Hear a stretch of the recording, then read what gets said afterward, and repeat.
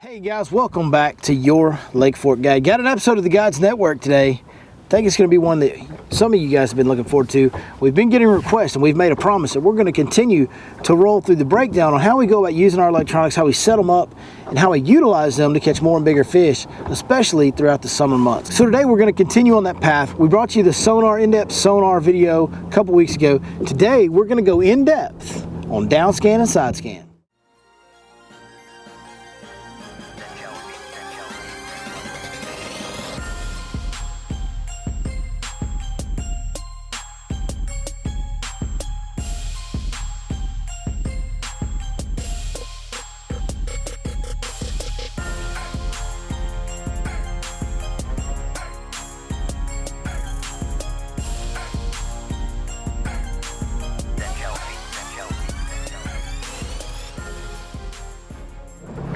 So we're going to roll by some bridge pilings and some rock riprap right here, and you'll see the rock riprap come up on your right. Now notice when I'm turning, the inside, wherever you turn, so right now I'm turning left, so the inside over here, that side skin is going to get distorted. The view's not going to be clear. But we're going to roll by a couple bridge pilings and some rock riprap here and see what we can see. As I'm rolling by, you can kind of see some concrete riprap. You can start to see just a few specks showing up. Those aren't much, but if you look at this speck over here, it actually has a shadow underneath it. That's important to note. If you look right here, there's some dots right around that first bridge piling right there that you're seeing. But if you look, you can see little white specks, and you can see shadows underneath those white specks. You can see a couple bridge pilings out here to my right as well.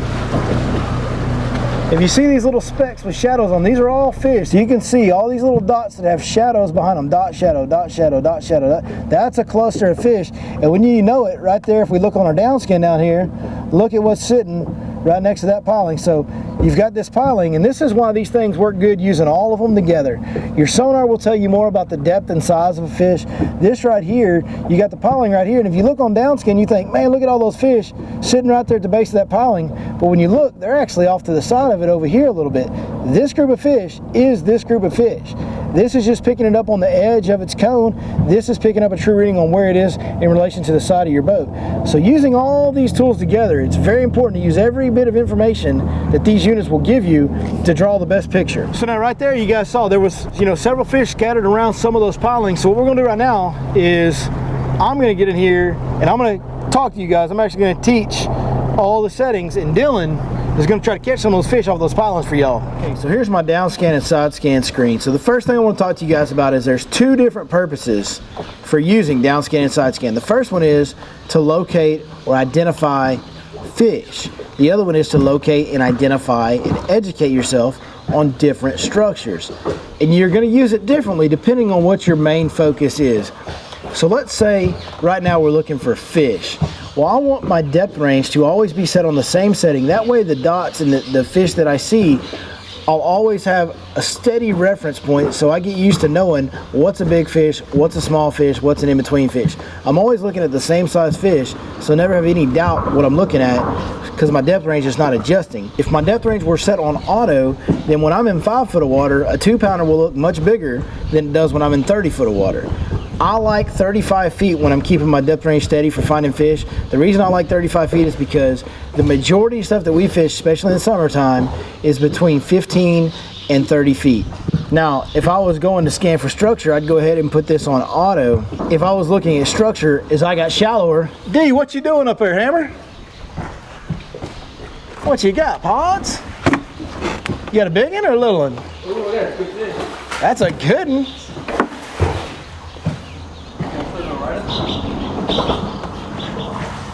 Nice fish, buddy. That's a nice one right there.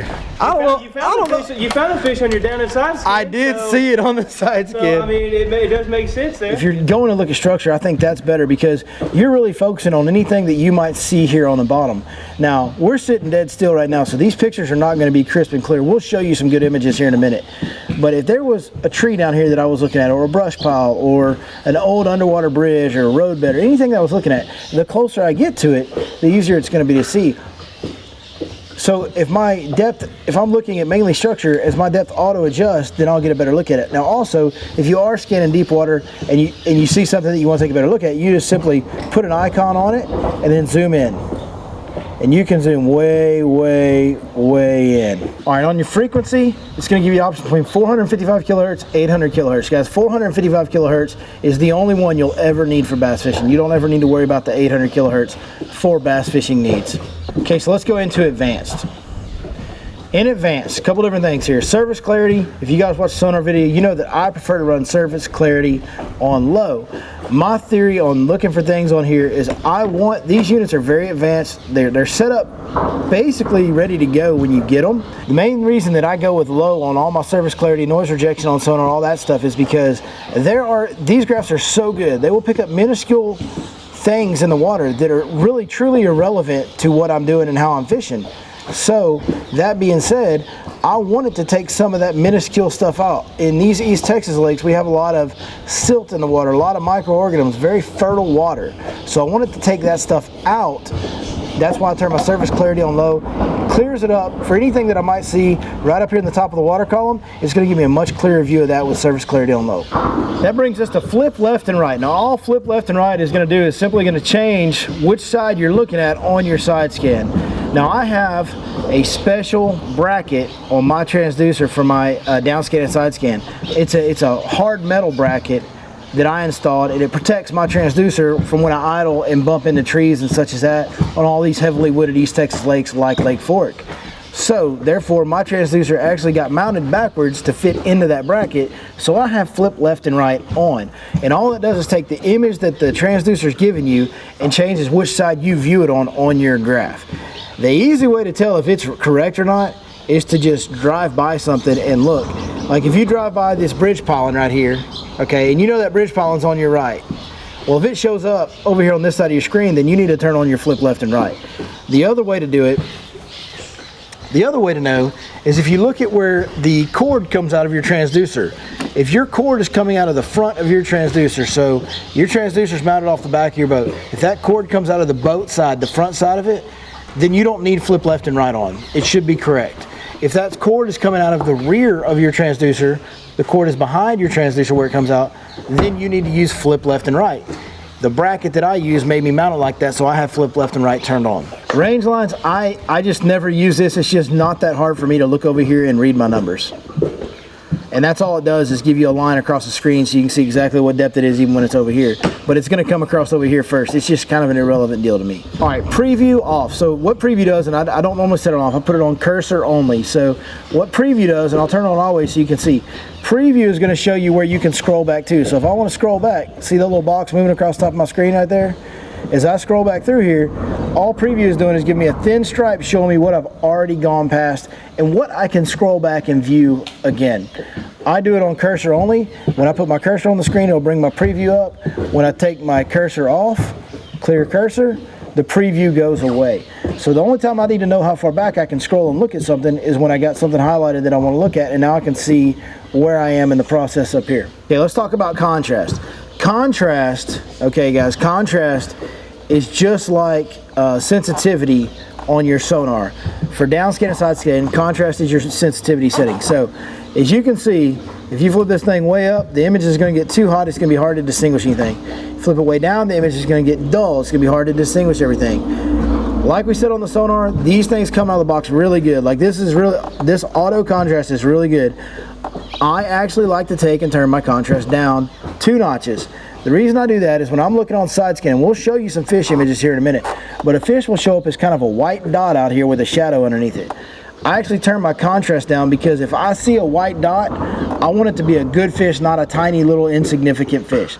So when I turn that contrast down, some of those smaller white dots are not going to show up as good, and only the substantial size fish life will show up on A-2 for me. So that's how I do it. I just turn the contrast down a couple notches to kind of eliminate some of those insignificant sources of life that I might pick up on my side imaging otherwise. Also, when you get over you can really play with contrast really well. When you get over the top of trees, if you got some trees on your down scan, it's really good to take your contrast and look at it and just kind of scroll it up, scroll it down, and just move it a little bit here and there and kind of find, even get precise and just hit the plus and minus and kind of find what works best for you. Pallet, I really like Pallet 5. Pallet 5 seems to highlight, it has the best contrast in my opinion for me. It shows the structure extremely well. It shows fish extremely well. Sometimes the fish can be a little harder to pick up because they're white and part of this shows up as white. A lot of people like Pallet 9 as well. I just have always liked Pallet 5 the best. It's really a personal preference deal. Get you another one, hand? Boy, that old side image didn't lie to you, did it, D? Oh, that's another nice one. Atta boy. There you go. Pods, that's a big one. Look at that, boy. Now in view, guys, it's just telling you what you're looking at. You're viewing down, you're viewing left and right. You can switch to left only or right only. I do that sometimes when I'm going down one piece of structure that's all on one side of the boat. I'll zoom in to get a better look when I'm scanning for structure. But when I'm looking for fish, I always want to keep things in the same range. So, you know, kind of the width that I like to look at is 60 feet. I think if 60 feet is 3 boat lengths, that's a good cast away from the boat. So I really like to look at 60 feet. Now, one thing you'll notice is when you're deeper than 20 foot of water, okay, you're only actually looking at 40. So let's say that this ground was right here at 20 foot. You're actually only looking 40 feet to your right and 40 feet to your left right here. You're not looking at true 60 because however much space this takes up, that gets taken up on both sides on your side scan. So kind of need to think about that. So if you want to view 60 feet out and you're in 20 foot of water, then you need to scroll out to 80 feet. Now I'm viewing 60 feet of ground. I like viewing 60 feet of ground. The main thing is I want to always leave it, okay, on the same setting. That way the dots, the fish, are always the same size. I can become familiar with what is a big fish and what is a small fish. Alright guys, that's it for the settings. That's how we set them up. Now let's go idle around, see if we can't find a few fish, a few pieces of structure to show you guys how we identify things. Alright, so we're going to try to get in a little bit of scattered timber and show you guys. You can see a tree right here sticking up. Well, you can see a laydown just plain as day right there. That shows up really, really good. If you really want to get a close look at it, you can get on here and zoom in on it. And boy, you can see every curve. I mean, you can see where the root system was. Like, you can see everything about that tree when you zoom in. So is that the shadow of the tree? Yeah, and right here is a tree that's just standing straight up and down, but the dead giveaway is this long shadow coming off it. You can see, you know, clearly that is a tree. Got a little creek channel right there, as you guys can see. Here's an interesting shot on side imaging. If you guys can look, going right and left, see that dark shadow? Well, that's that creek channel right there that you're seeing down at the bottom on my down scan. You can see exactly how the creek channel runs. So if it made a bend right here, you'd be able to pick it up real well. Here's another one laid down. Here's another one laid down. Let's zoom in on this and see what we got. Looks like it's a little piece of a tree kind of laid over there. All right, now here's a good time for us, a good opportunity for us to play with our contrast. So let's go in here, let's freeze on this spot, let's go to contrast. And let's turn the contrast up. See right there, you actually get a better picture of that with the contrast turned way up because it's way out on the edge. So that's a prime example of always play with your contrast because we got a much better image of kind of this laid over tree, and it looks like may even have some fish hanging around on it as we turn the contrast up.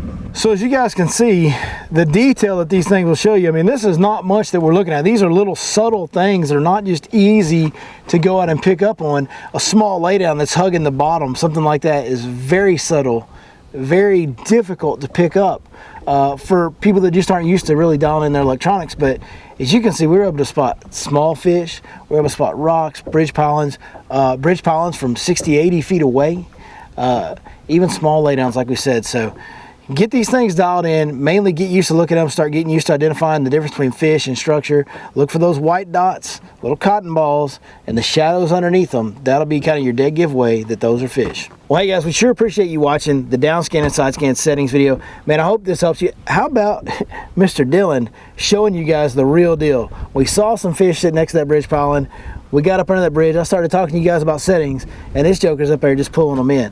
These electronics do not lie to you. I cannot express how important it is to get good with your electronics. They can help you so much. You would not believe, once you get dialed in, how easy it can be sometimes. It can be that easy. You roll up, there's a picture of a fish, you throw in there, you start catching them. So definitely worth an investment in your time to get used to your electronics and get good with them. Hey, like we say, guys, thanks for watching. Please go check out our fine sponsor, 6centsfishing.com. Hey, if you go over there to order anything, be sure you punch in that code, your Lake Fork Guide. You'll get a 10% discount on all orders. Rumor has it, they got some new soft plastic, stick baits, finesse worms, swim bait. Like, there's some stuff going on over there. Y'all might need to go check out and place an order. When you do, punch in that code, get that discount. Also want to thank Amphibia Eye Gear, which you can purchase at yourlakefortguide.com, and Lose Fishing Reels, which I depend on every single day to make my living, to put my customers on fish. They hold up, they're durable, they cast amazing, they can handle all skill levels anglers with those reels. They're so good. I cannot recommend Lose reels enough. I depend on them every day to make my living, so go check out Lose Fishing as well. That's gonna do it. There's a lot of links down there in the description for you guys to get to click, so y'all get to clicking, we'll get back to fishing, and we'll see you next time right here on Your Lake Fort Guide.